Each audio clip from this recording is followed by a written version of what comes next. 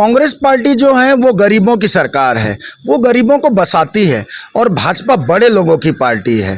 तो ये दो अंतर स्पष्ट दिखता है कि लोग कहते हैं कि वार्ड का पार्षद ही ठेकेदार बन चुका है जी। फिर सफाई का क्या आलम होगा, ये आप सोच सकते हैं। इस पर आप क्या कहेंगे? उन्होंने जितना भी मैनिफेस्टो पे जो भी गरीबों के लिए जो दिया था, चाहे वो प्रधानमंत्री आवास के लिए हो या महतारी वंदन जैसे लाभ देने की बात कही, आज कहीं ना कहीं महतारी वंदन पे गरीब शोषित परिवार केवल उन लोगों को जुमला के रूप में देखा जाता है, उनको किसी भी प्रकार का लाभ नहीं मिलता। 6 महीने के बाद नगर निगम का चुनाव फिर से होने जा रहा है, ऐसे में आपकी क्या तैयारी है?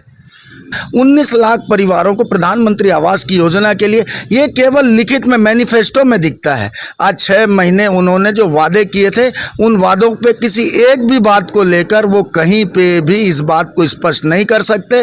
तैयारियां उनके लिए होती जो नए रूप से आकर चुनाव लड़ना चाहते हैं। मैं निरंतर सेवा में हूँ, आप आम जनता से इस बात का सवाल कर सकते हैं। और कांग्रेस पार्टी थी, हमारे माननीय विधायक, मैं उन्हें गुरु के रूप में मानता हूं, विकास उपाध्याय जी के ही माध्यम से पूरे वार्ड में जितने भी विकास कार्य हुए, चाहे वो सामुदायिक भवन को एक मंजिला और बनाने के लिए हो या मंदिरों का जीर्णोद्धार हो, हमने यहाँ पर विधायक निधि के माध्यम से और धर्मस्व विभाग के सहयोग से हमारे विधायक जी के माध्यम से ही लगभग सभी कार्यों को किए।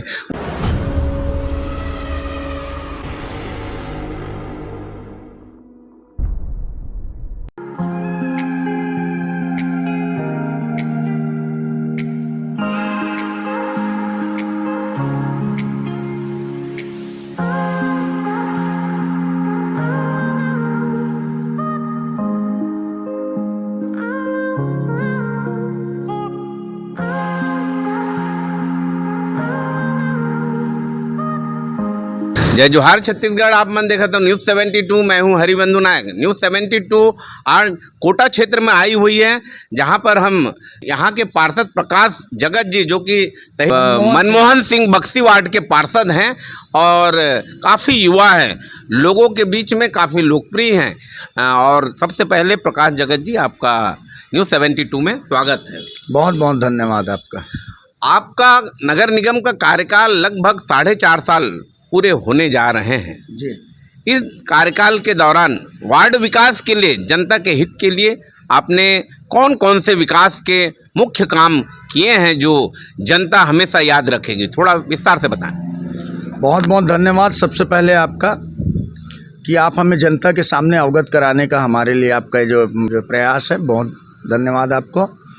मैं शहीद मनमोहन सिंह बक्सी वार्ड क्रमांक 23 का पार्षद हूँ, प्रकाश जगत। जैसे कि 2020 जनवरी से हम लोग पार्षद कार्यकाल की शुरुआत किए।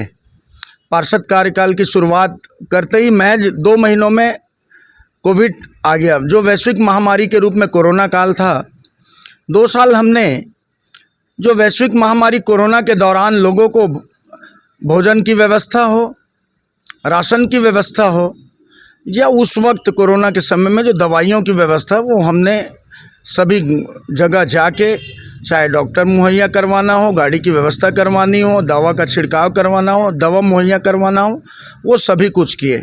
आप जानते होंगे कि 2 साल कोविड के बाद में फिर हम विकास कार्य की ओर आए।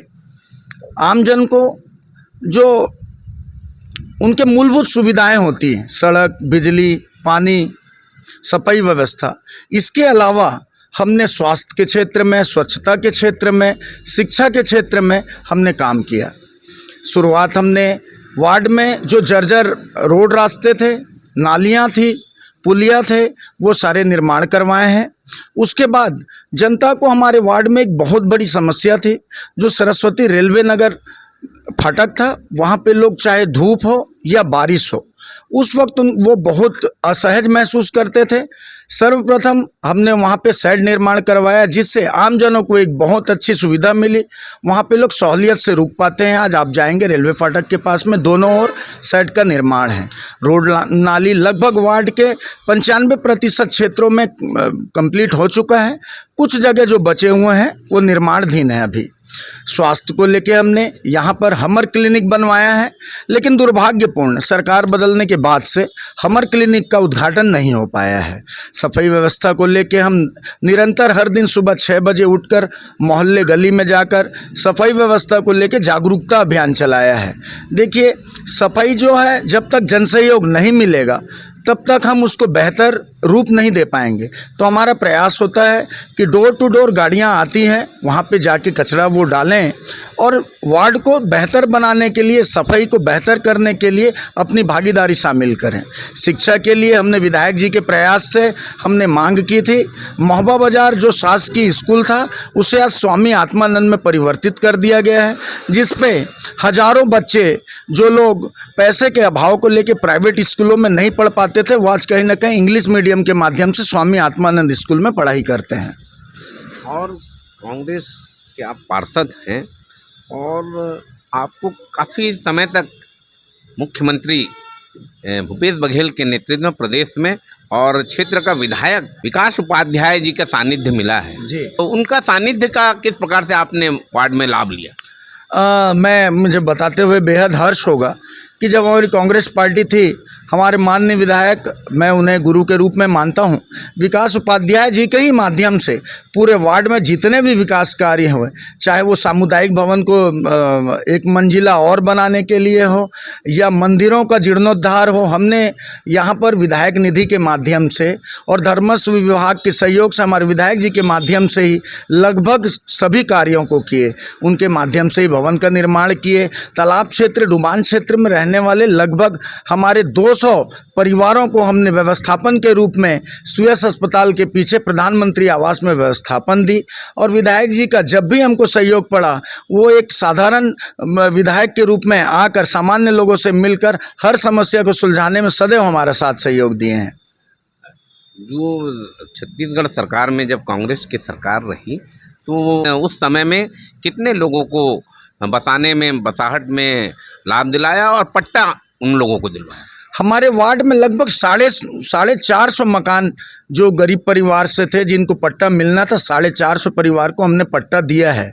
चूँकि सुप्रीम कोर्ट के गाइडलाइन के अनुसार तालाब क्षेत्र की जो बसाहट थी उसे पट्टा ना देने का सरकार ने निर्णय लिया था, लेकिन हमारे विधायक जी ने उस पर मुहिम चलाकर जितने भी ऐसे जो वंचित परिवार हैं जिन्हें पट्टा नहीं मिल पाया था, उसकी तैयारी हमने करके रखी थी। लेकिन दुर्भाग्यपूर्ण सरकार बदलने के बाद से आज वो लचर व्यवस्था में है। वो अभी पट्टा के लिए अभी कोई ऐसी हमको जानकारी नहीं है। अच्छा, इस क्षेत्र में समय समय पर सुनने को मिलता है कि नशाखोरी है, आए दिन कुछ ना कुछ दुर्घटनाएं होते रहती। कानून व्यवस्था पे आप क्या कहें? देखिए, आपने बहुत अच्छा सवाल किया। आज सरकार बदलने के बाद लगभग 8 महीने की ओर सरकार होने जा रहा है। आप देखेंगे केवल हमारा वार्ड नहीं, रायपुर राजधानी नहीं बल्कि पूरा प्रदेश अपराध का गढ़ बन चुका है। जैसे ही आज आप सुनते होंगे, हर दिन चाकूबाजी को लेके हर दिन हत्याएं हो रही, लूट हो रहे हैं, लेकिन आज सरकार की ये कानून व्यवस्था लचर है। आए दिन आप भी लगातार राजधानियों का जितना है कि आप दौरा कर रहे होंगे, लोगों से समाचार लेने का प्रयास कर रहे होंगे। कानून व्यवस्था पूर्ण रूप से लचर है।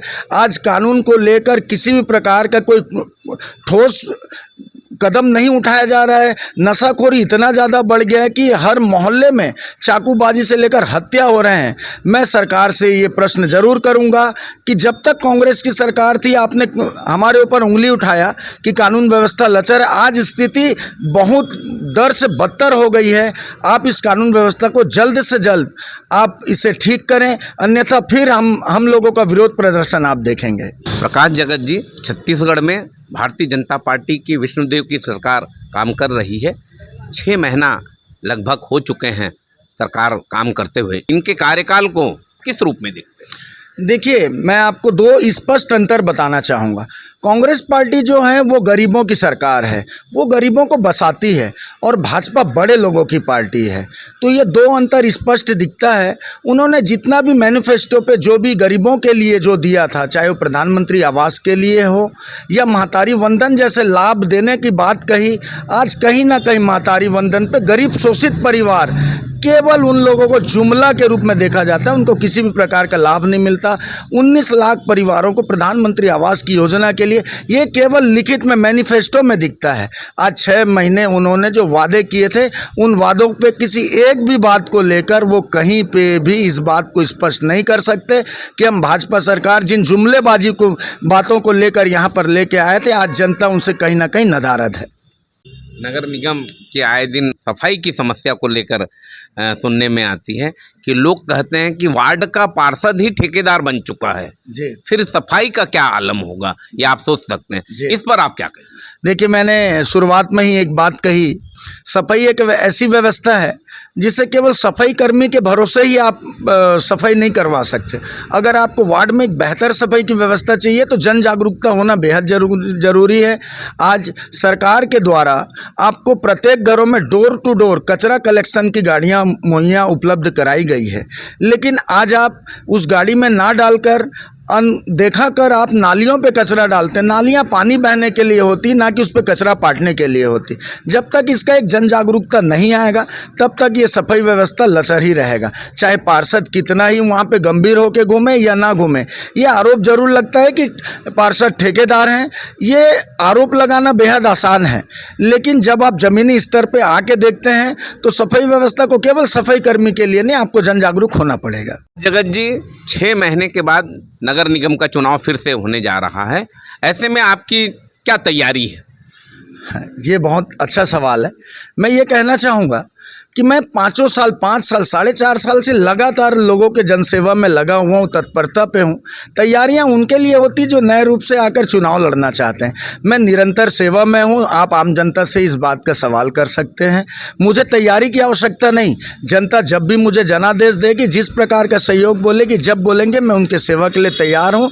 कांग्रेस पार्टी मुझे जिस प्रकार की भी जिम्मेदारी देगी मैं उसे निर्वहन करूँगा। ये थे प्रकाश जगत जी, हमारे सभी सवालों का जवाब धैर्यपूर्वक दे रहे थे और बहुत अच्छे ढंग से उन्होंने सफाई की व्यवस्था को बताया, कानून व्यवस्था पे उन्होंने प्रकाश डाली और शासन की जो योजनाएं हैं पिछले शासन की, जिनमें उन्होंने गरीबों को पट्टा दिलवाने का काम किया, इन सब बातों को उन्होंने विस्तार से रखा। आप देखते रहें News 72। मैं हूँ हरिबंधु नायक। नमस्कार।